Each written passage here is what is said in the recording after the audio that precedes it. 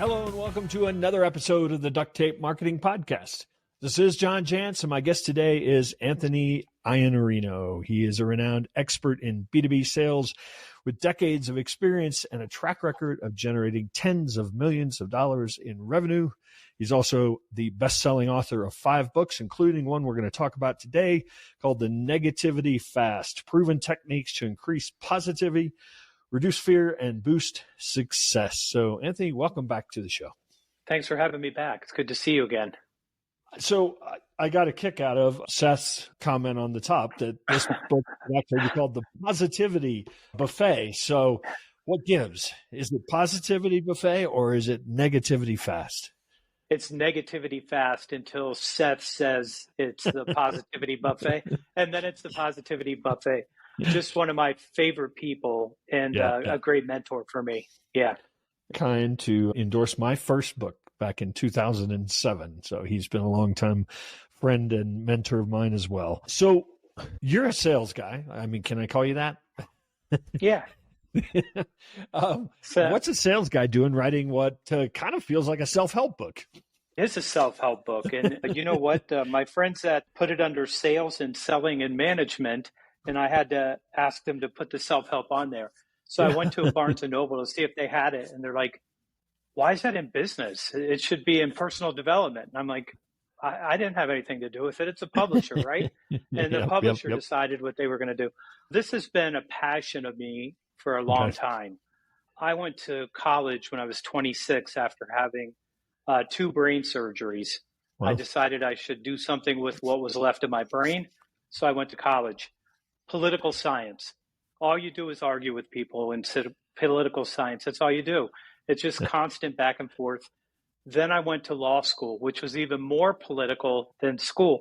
And I ended up being angry about politics and geopolitics and all the ways I wanted the world to look better than it does right now. And eventually I realized, you're really angry. And I had one of my professors who said, you just have to let go of all this, which is the worst advice ever.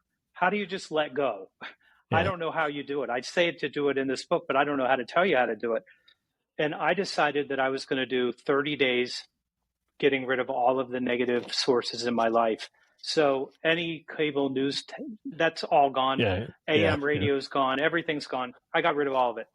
I liked it so much I did it 60 more days.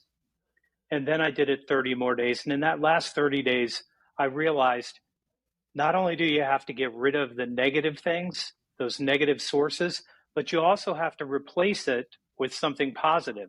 So for me, that was Les Brown, Anthony Robbins, Stephen Covey, like anybody who was just positive and future oriented. That's all I listened to for 30 days. And now I just have never gone back. So I'm now much happier. I'm not political. I'm what I'm calling post-political because it's just hard with all this divisiveness.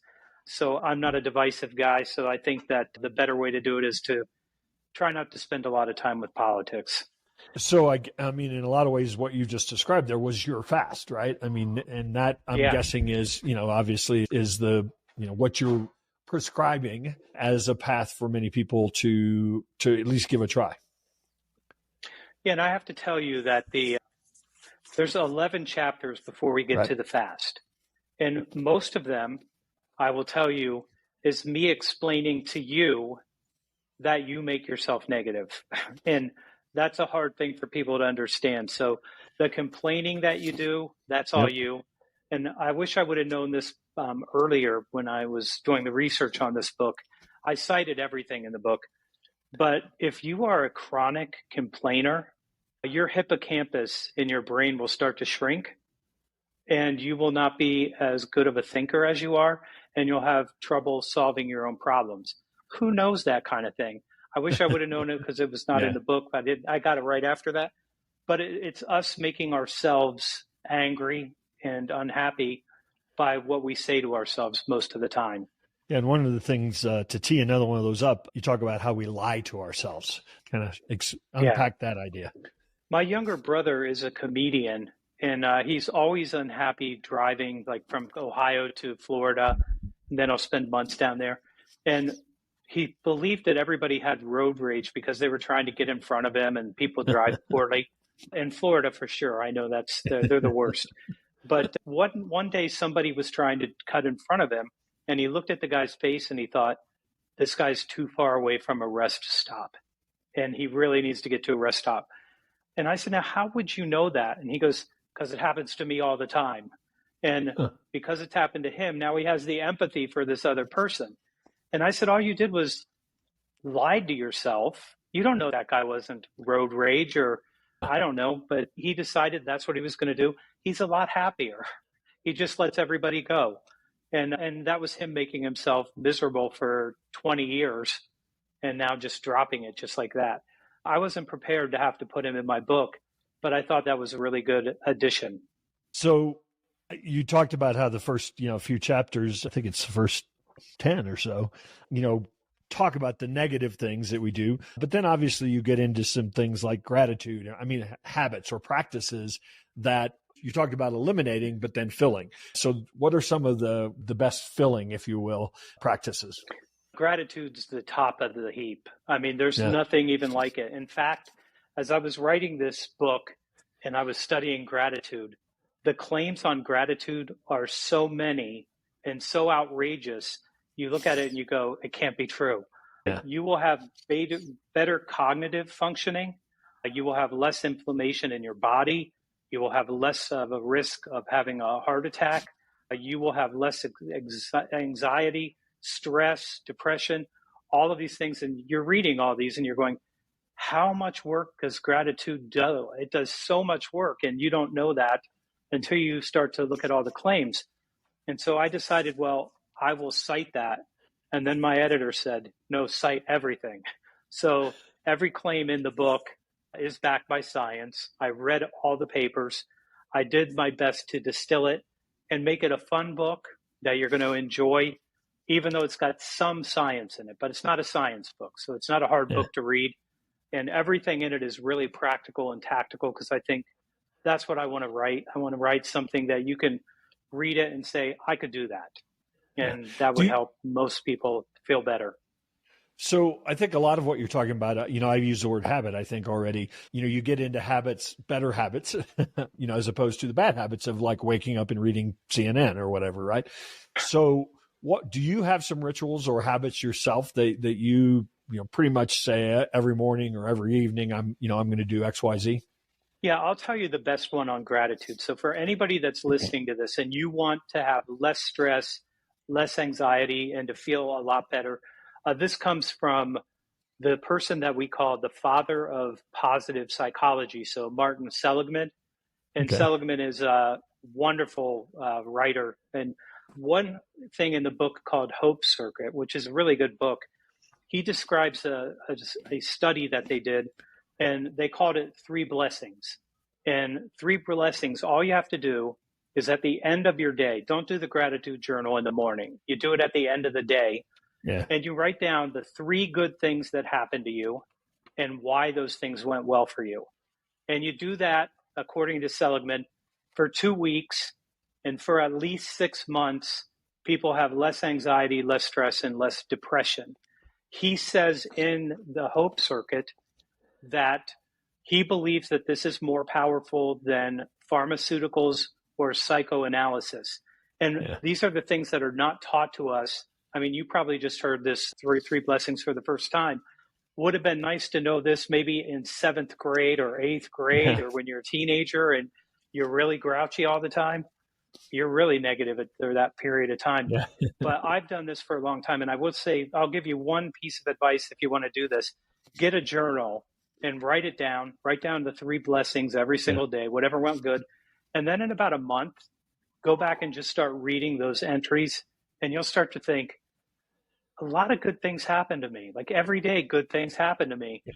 And because you're writing it down and you've got this record of having all these good things happen, it can start changing how you feel about things in other ways.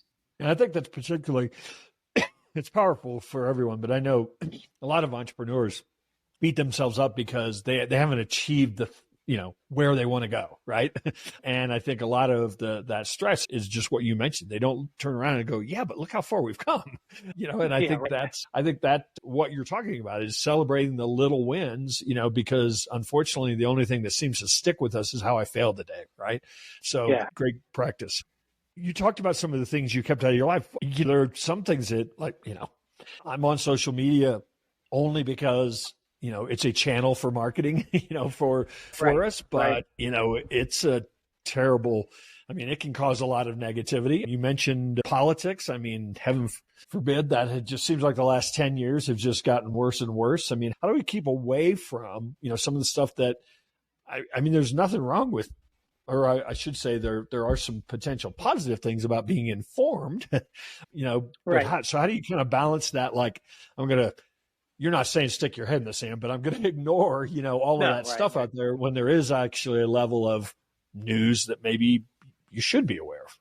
I like The Economist because it's not trying to divide Americans into two tribes. So I like that because they're British and they're not so divisive as we are here anyway.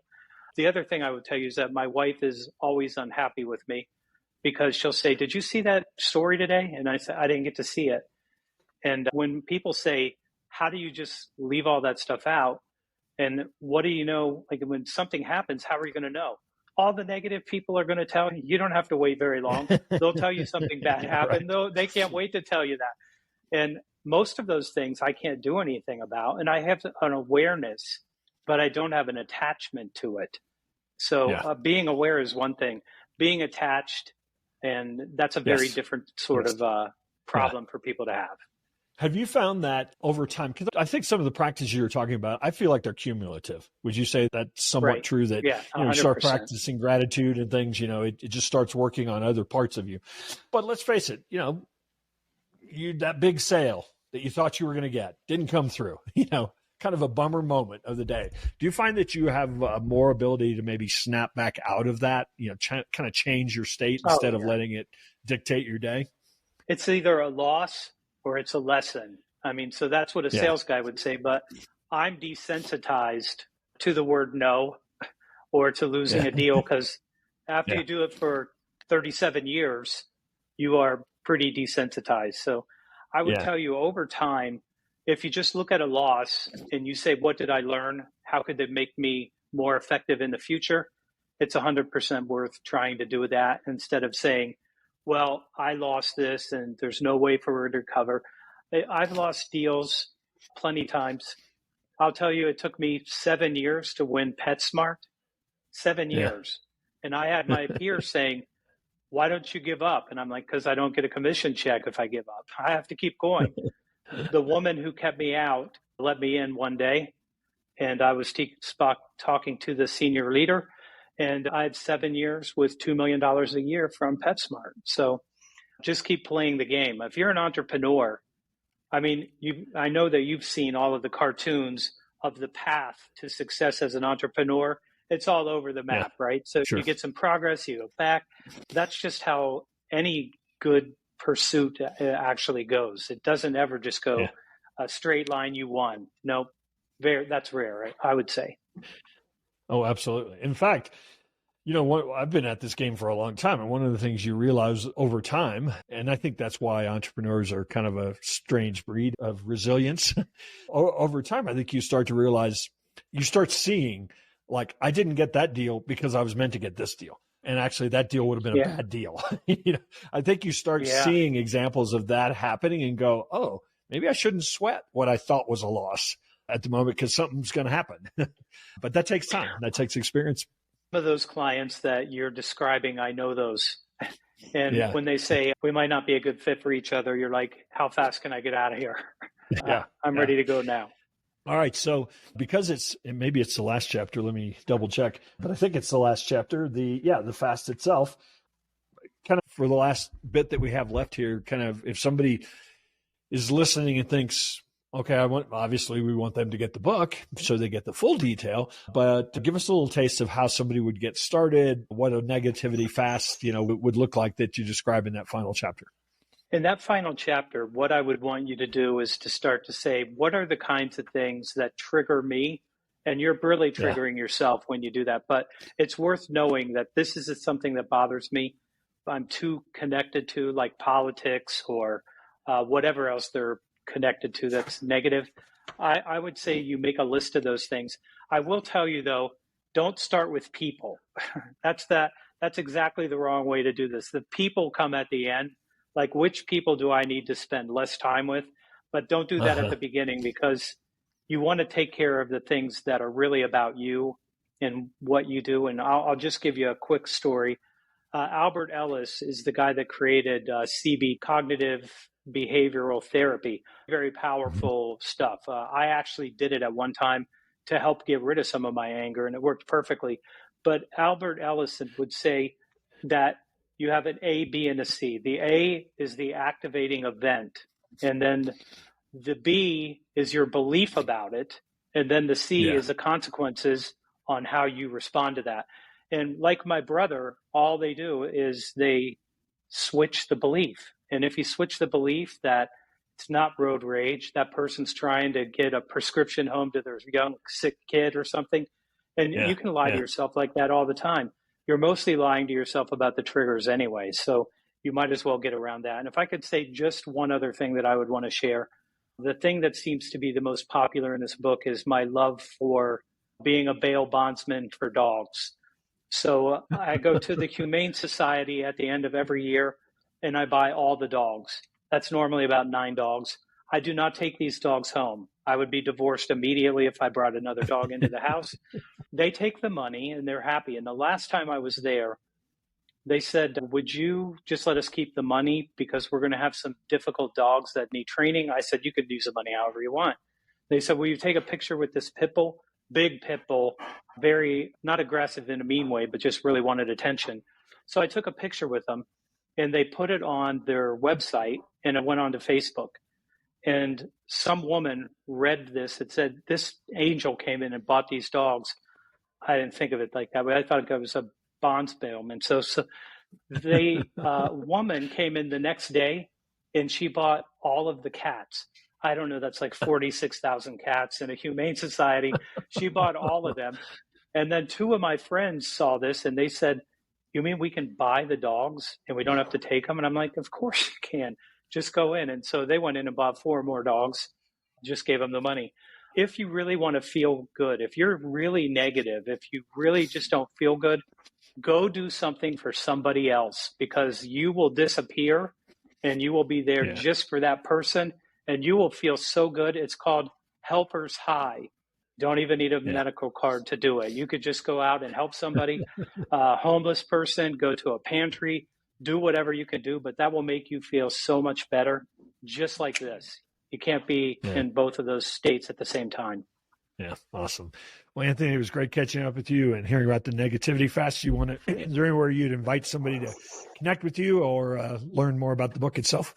LinkedIn's a good place to connect with me.